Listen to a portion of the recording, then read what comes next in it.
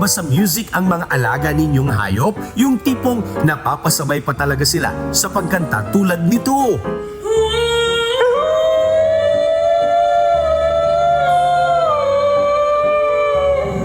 Ang karaoke naman ang boses ng asong ito.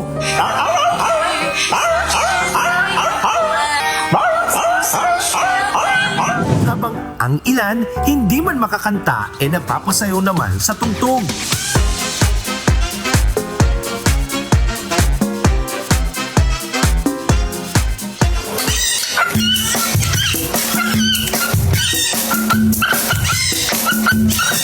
Sa mga asong ito naman, tila isang lalabay sa kanila ang music. Sa piling ni nanay,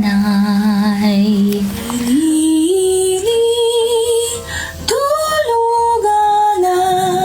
Pero may nakilala akong isang bitter na pusa na talaga namang hate na hate ang music. Isang angry cat na pagmamayari ng isang fur parent na si Dion na taga Antipolo, Rizal.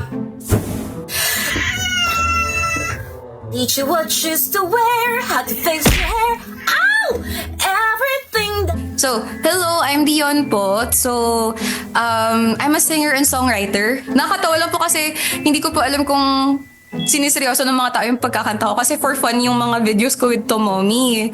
Kwento ni Dion, isang rescued puspin o pusang kayi si Tomomi 7 years ago.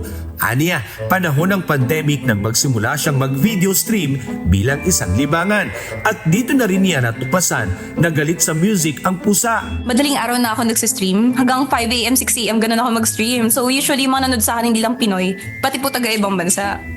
And then, bigla na lang kinagat ako. As in, dun ko po na-realize na, oh my gosh, parang pagod na siguro to sa akin. Kaya sa tuwing kumakanta si Dion sa harap ng kamera, ganito ang reaksyon ni Tomomi. Popular. Oh my gosh, wala pa nga eh. Aray, wala pa nga. Wala pa, wala pa.